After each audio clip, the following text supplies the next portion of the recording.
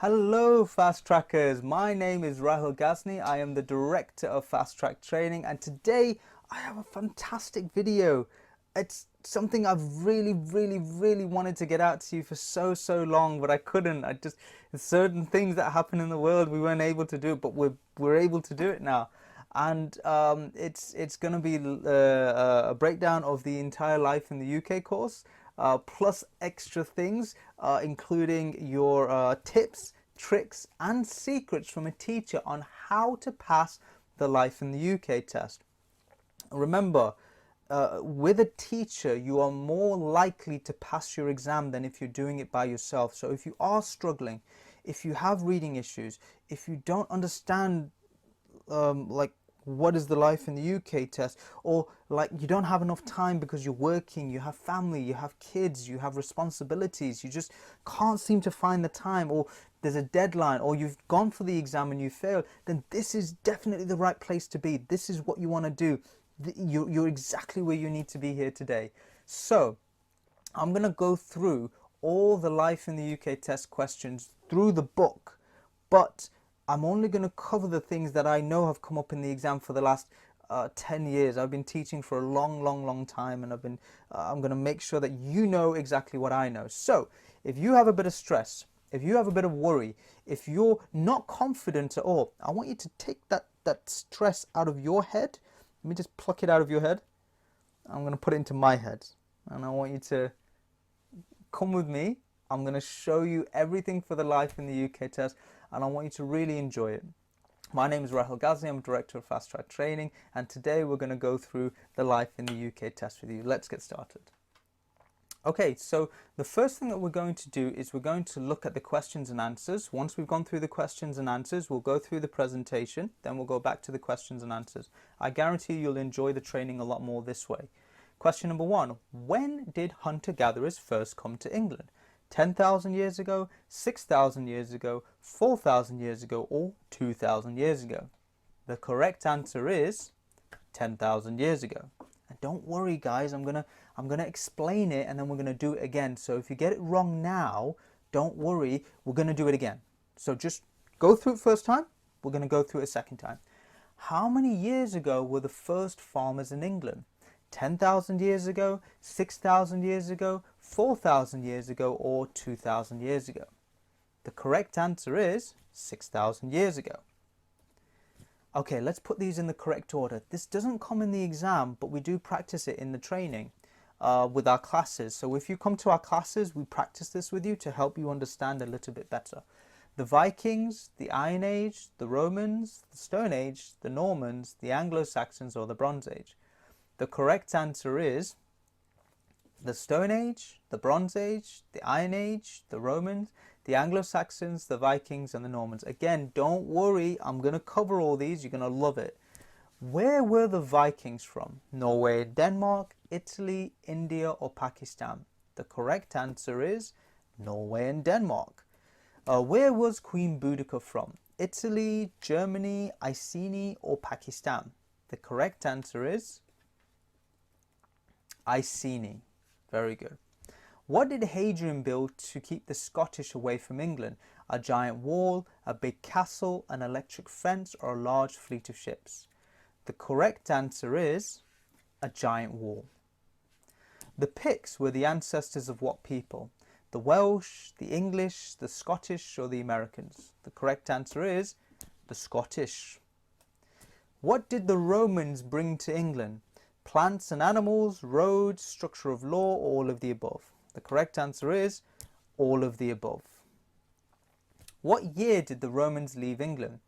810 AD, 610 AD, 410 AD, or 2016 AD? The correct answer is 410 AD. Where did the Jutes, the Angles, and the Saxons come from? North Europe, South Europe, North America, or South America?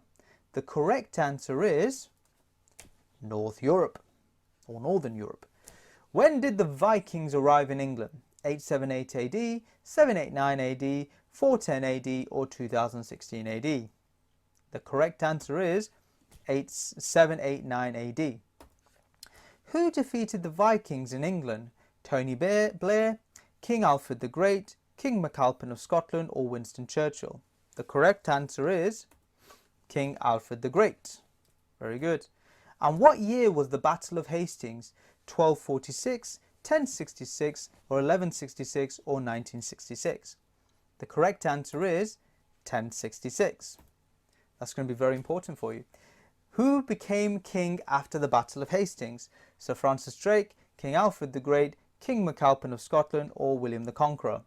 The correct answer is William the Conqueror. Alright, so let's get started then, guys. Those questions I'm going to cover in this presentation. So sit back, relax, get yourself a cup of tea, close the door or open the door and let your whole family in and watch it with the family.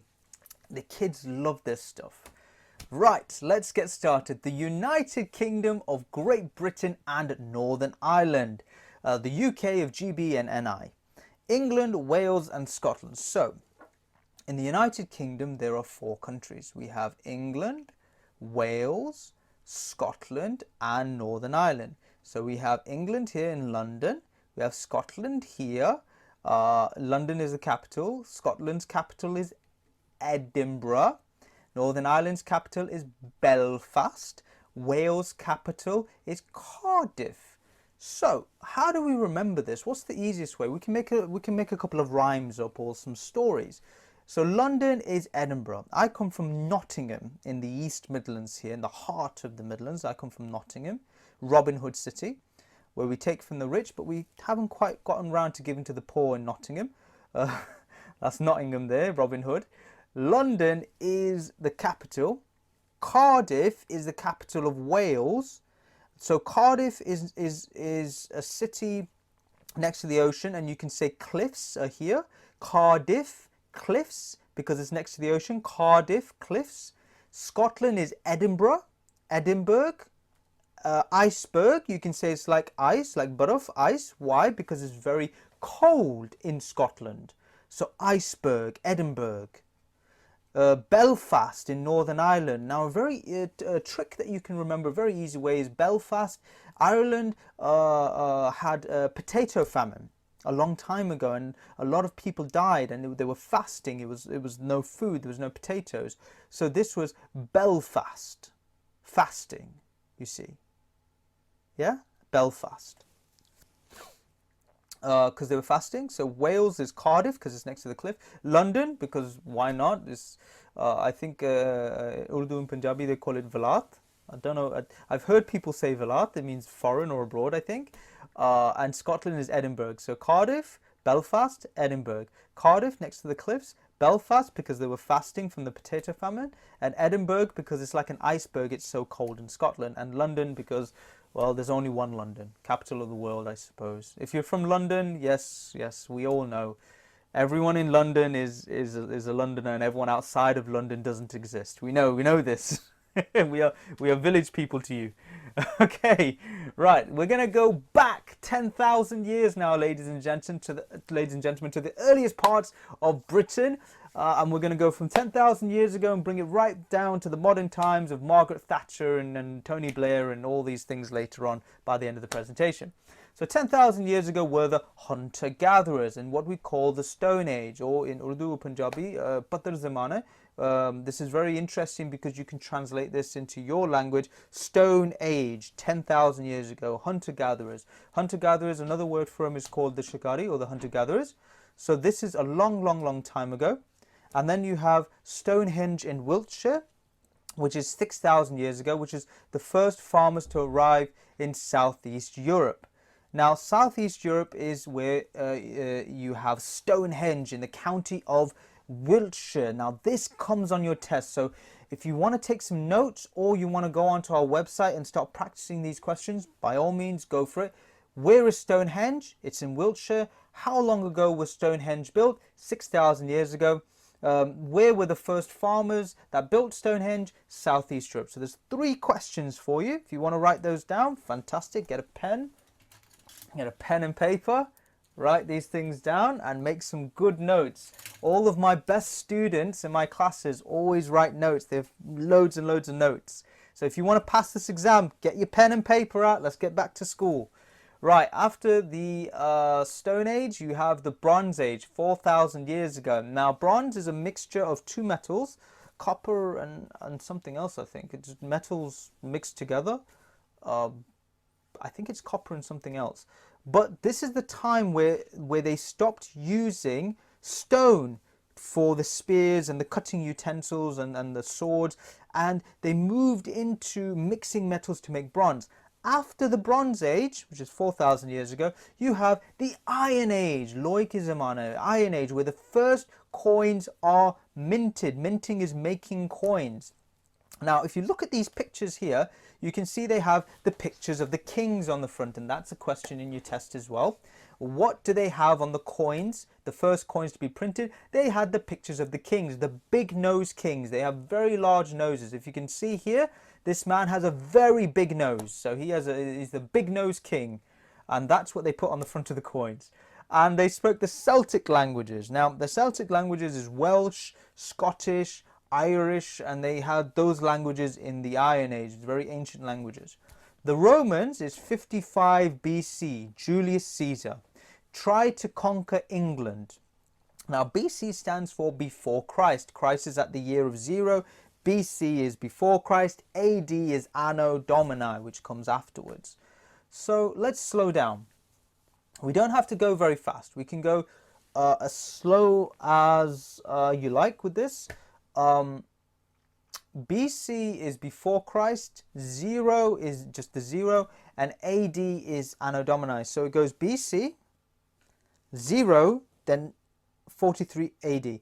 The easiest way to remember this, and this is what one of my students said, very funny, he says before Christ is before the baby of Christ, and Anno Domini is after the delivery of the baby, Anno Domini. So BC and then Anno Domini.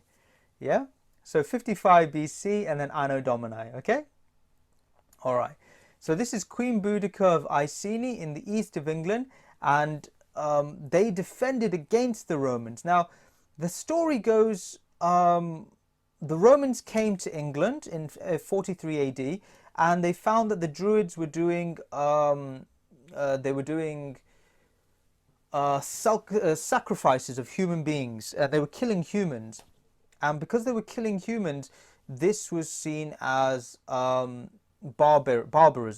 And so when they killed all the Druids, the Queen Boudica and her tribe rose up against the Romans, and they took 3 to 1. They outnumbered the Romans 3 to 1.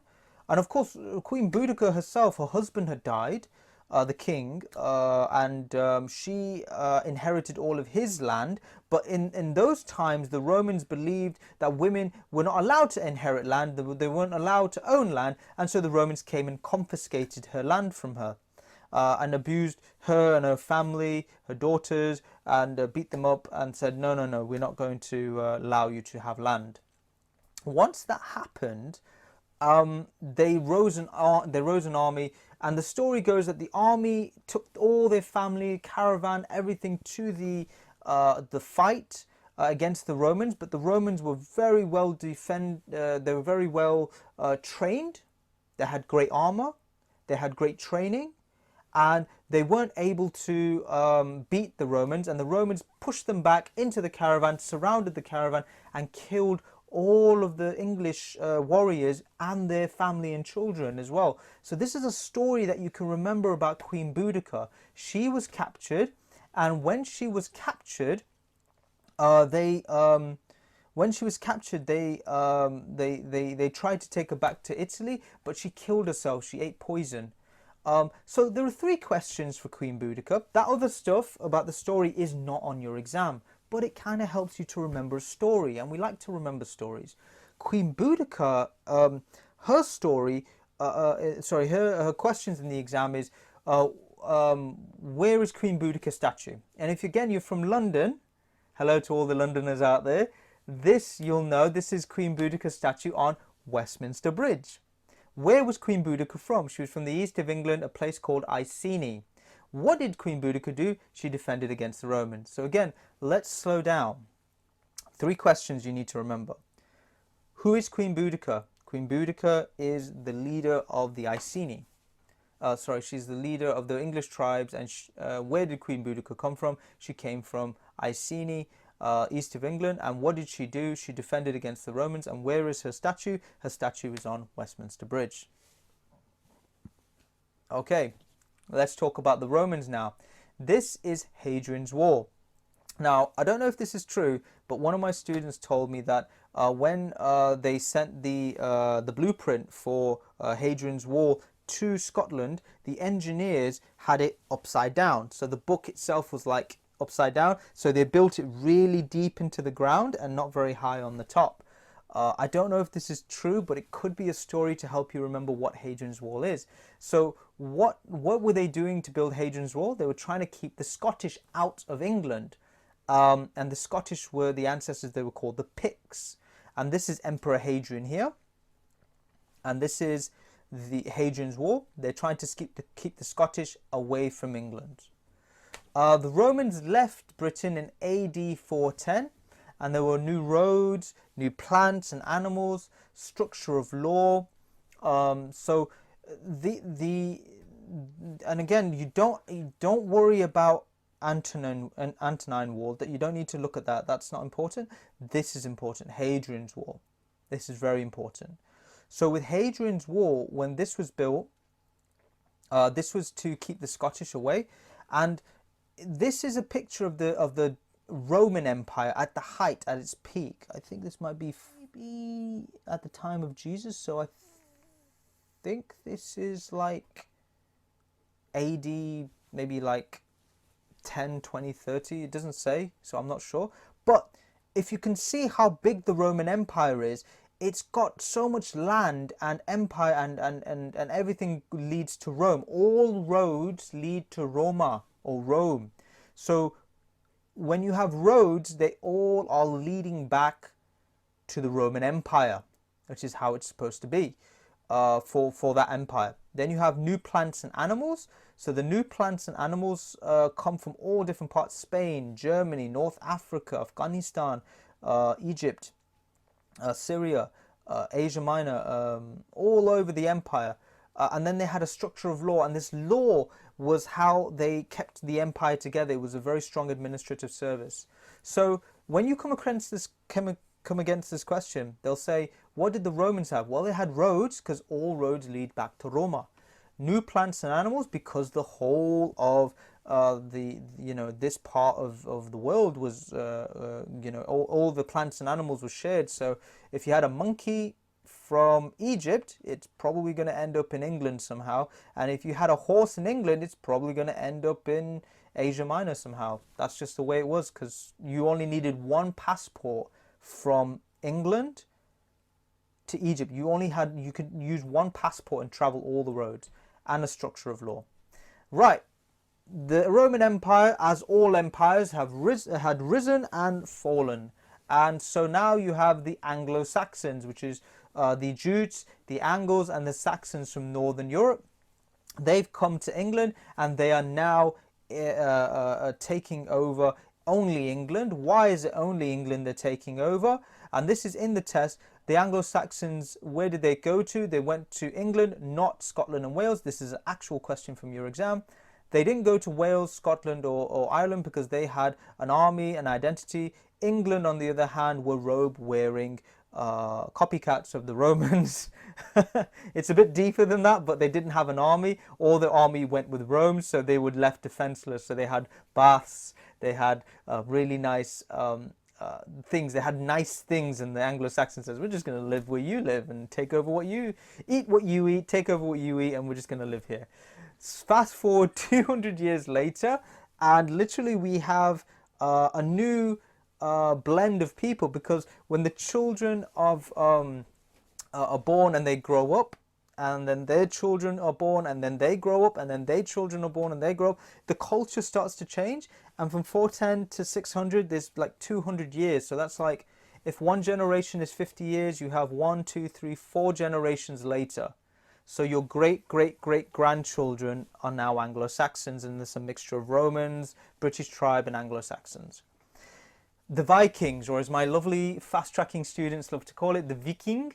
The Viking or the Vikings is in 789 AD. If you guys watch the television series Viking, I don't. So please do leave a comment. I think you guys can guess who this very tall Viking is, with a big beard, blue eyes, and his hat is as big as a span of seagull wings, and all these people are small. These Vikings came in 789 AD, and they came from Norway, Denmark and Norway, and they came during the winter time when the ice went over Norway and Denmark. The reason they came was because there was no food when the winter comes, so they came to Germany, France, and to England, and they would pillage, loot, steal, sell people into slavery, and it was very bad on the eastern coast of England. Now, in 878 AD, you had King Alfred the Great. He was great because he didn't kill lots of people. He was a very good king. Now, the story of King Alfred the Great is a really good story. You should listen to this. You can call him King Alfred Akbar, King Alfred the Great. King Alfred the Great of 878 is a good rhyme that you can remember. What happened was his father was one of the kings of the English Empire, not the English Empire, the English tribes, or not even the English tribes. He had a kingdom. That's what the word they use, the English kingdom, one of them. So there's like 4, and the other 3 fell to the Vikings. His was the last. And he held it out. They held out for a while. And when the Vikings came for them, King Alfred and his brothers and family hid in a swamp. And when they were hiding in a swamp, the Vikings couldn't find them. And then when his father died, they elected for the next king, because in Anglo-Saxon culture, women could be queens, women could be elected as queens, and there was a lot more equal rights between men and women. But specifically, becoming the next king wasn't because you were the oldest. No, everyone had a vote, which is very interesting. So there's a bit more equality, men and women, and voting system for the next king. So King Alfred the Great had 2 older brothers, and both of the older brothers said, "We don't want to be king, let Alfred be king." I think they must have guessed that Alfred would have been a better king, and they were correct. So Alfred, at the age of 15, becomes the next king. He then creates the first systemized army, or better yet, he rallies the troops, pushes the Vikings out, but he says, you guys can stay if you're going to be good. If you're not good, you can go. You can leave.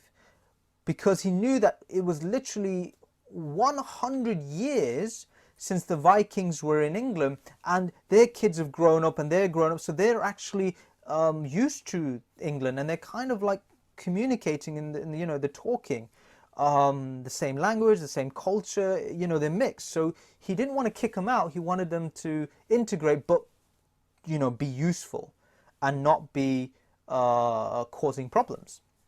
So he allowed them to stay. Now, when he allowed them to stay, he then his great grandchildren gave him the name the Great, King Alfred the Great afterwards. And they gave him that name because he did a lot of good things. He systemized the army. So the first time England had an army was to defend against future Viking raids. And also he said to his people, "I'm very sad." And the people said, "Oh my God, King, why are you sad?" And he said, "Because in my kingdom no one can read." And that was kind of a problem. So he invited different scholars and academics from all over the world to come to England to teach his court how to read. And so he got the nickname the Great because of his great ideas and his kindness. So King Alfred the Great, 878, King Alfred Akbar defeated the Vikings. So the question in your test is this: who defeated the Vikings in England? King Alfred the Great. And another question may come up, but it hasn't come up for a long time, is who defeated the Vikings in Scotland? And in Scotland is called King MacAlpin the Great. And the easiest way to remember that is Mick, like McDonald's. Mick is a Scottish phrase. McDonald's is a Scottish wording.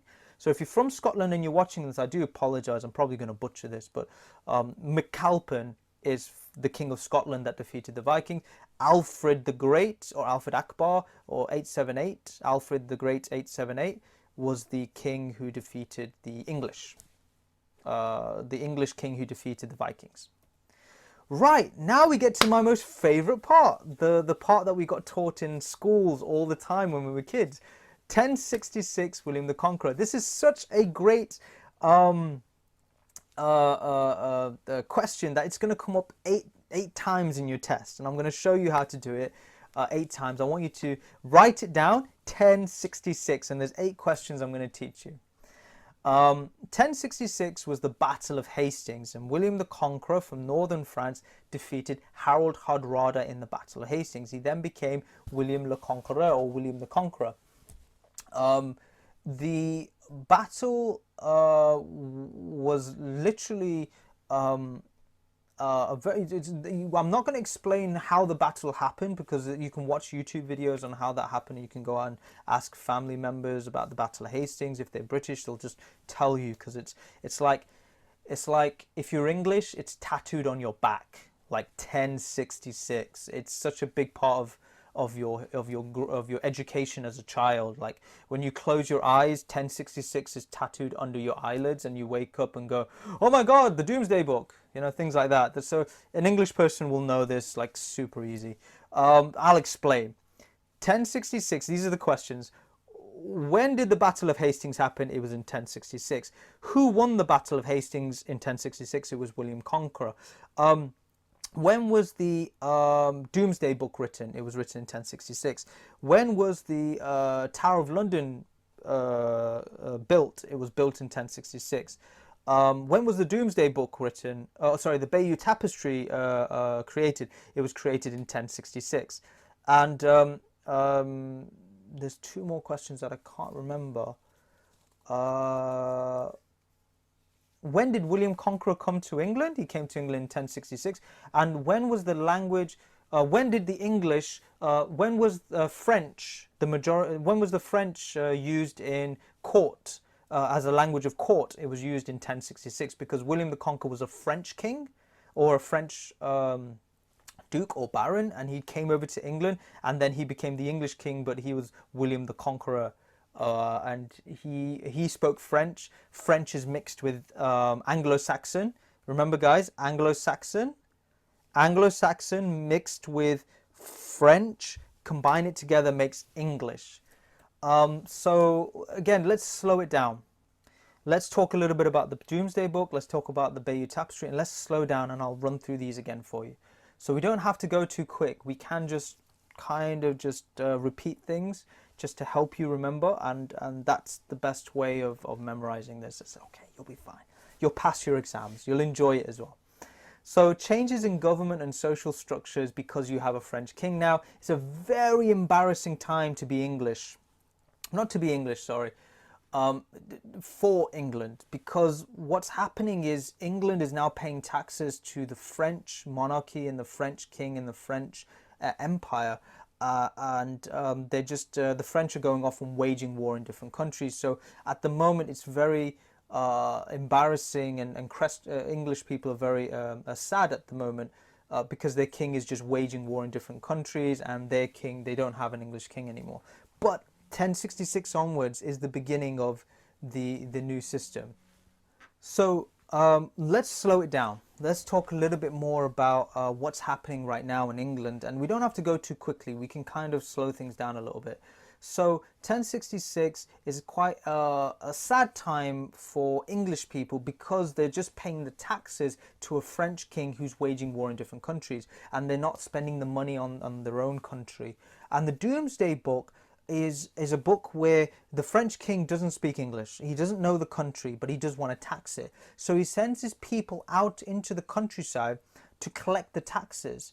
And what he's doing is he is not to collect taxes, but to write down how many farms do people own, where do people live, and what's going on in their farmland, and what's going on in their country, and where's the money, how many barns, how many farms, how many things do they have.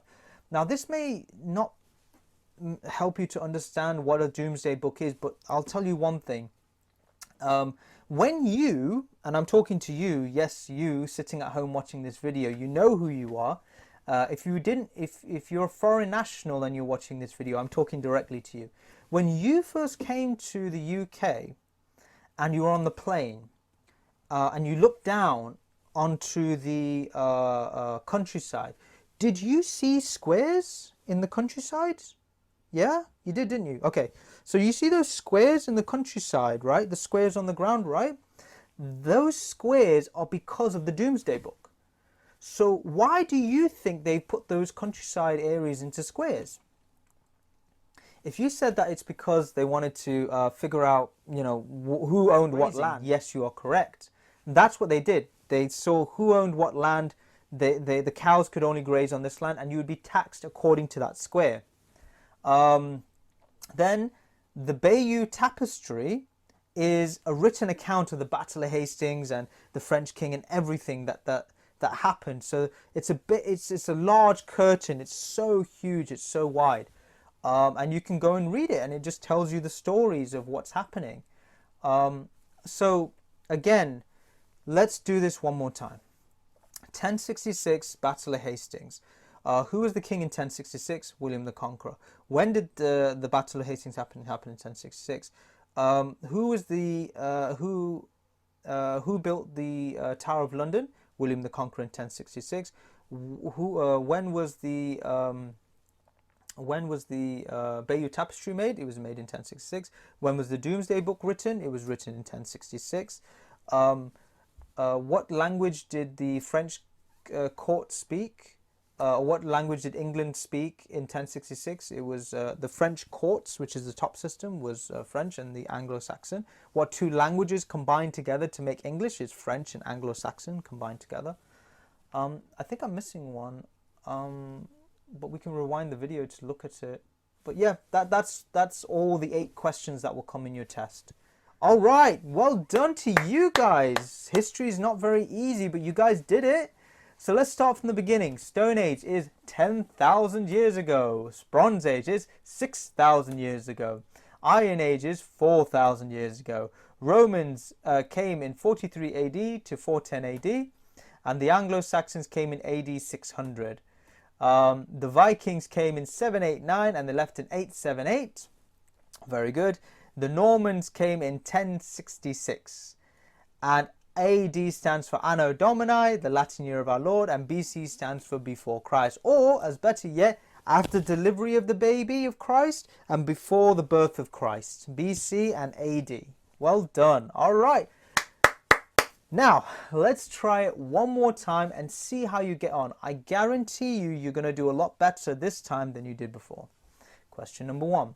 When did hunter-gatherers first come to England? 10,000 years ago, 6,000 years ago, 4,000 years ago, or 2,000 years ago? The correct answer is 10,000 years ago. How many years ago were the first farmers in England? 10,000 years ago, 6,000 years ago, 4,000 years ago, or 2,000 years ago? The correct answer is 6,000 years ago. Now remember, farmers came 6,000, hunter-gatherers 10,000, the Stone Age. Right, I bet you can do this now.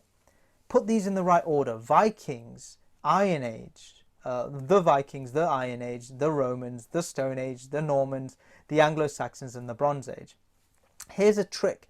Start with the weakest item first, which is stone. Then go to the stronger one, which is bronze. Then the strongest metal, which is iron. Then what happens after that? Anglo-Saxons. Then who's after that? The Viking. Very good. Then the Normans. The French.